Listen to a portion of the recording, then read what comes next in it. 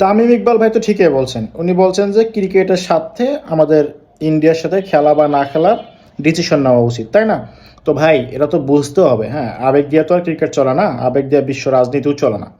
তো এটাও তো আপনাদেরকে বুঝতে হবে যারা আবেগে চিল্লাচ্ছেন, যে হচ্ছে ভাই বাংলাদেশ কিন্তু ওই রকম ক্রিকেট খেলুড়ে দেশ না। বাংলাদেশ কিন্তু পাকিস্তান না, পাকিস্তানের পকেটে বিশ্বকাপ আছে। বাংলাদেশের কিছু নেই ভাই, এশিয়া কাপও নাই। ঠিক আছে, তো কার সাথে লাগতে যাচ্ছেন? ক্রিকেট আইসিসি চেয়ারম্যানকে, জয় শাহ, হ্যাঁ, জয় শাহের কথায় আইসিসি চলে, তাই না? তো ইন্ডিয়া যদি চায়, মানে পুরা ক্রিকেটটাকে চালায় কে? ইন্ডিয়া, তাই না? তো তামিম ইকবাল তো ঠিক কথা বলছেন যে আবেগে আমাদের ডিসিশন নেওয়া উচিত না, ভবিষ্যতের কথা ভেবে, মানে ভবিষ্যতের ক্রিকেটের কথা ভেবে আমাদের ডিসিশন নেওয়া উচিত। ধরেন যে ইন্ডিয়া আপনি গেলেন না, তাহলে কি হলো? ইন্ডিয়া আপনার সঙ্গে খেললো না, 10 বছর খেললো না ইন্ডিয়া, তাহলে কি হবে? আমরা কি সেই রকম একেবারে হাই লেভেলের ক্রিকেট নেশন জাতি যে হচ্ছে ইন্ডিয়া খেললে কি আর না খেললে কি? আমরা কি পাকিস্তান?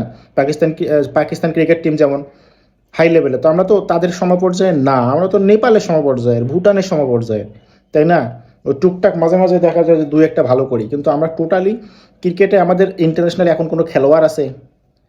সেই লেভেলের কোনো খেলোয়াড় নাই। তো আমরা তো ওই লেভেলের ক্রিকেট নেশন জাতি না যে হচ্ছে চাইলাম আর হচ্ছে ইন্ডিয়ায় গেলাম না, বা হচ্ছে ইন্ডিয়ার সঙ্গে টক্কর দিলাম, বিষয়টা তো এরকম না, কারণ আইসিসি চালাই ইন্ডিয়া।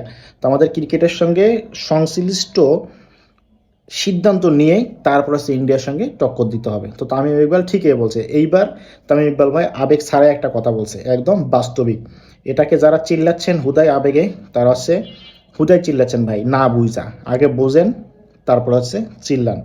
আবেগ দিয়ে ক্রিকেট চলে না, আবেগ দিয়ে বিশ্ব রাজনীতি চলে না, আবেগ দিয়ে নর্মাল রাজনীতিও চলে না, বিবেক দিয়ে চলে, বাস্তবিক সব কিছু বিবেচনা নিয়েই চলে। ওকে, তো আমি শতভাগ তামিম ইকবাল ভাইয়ের সঙ্গে সহমত।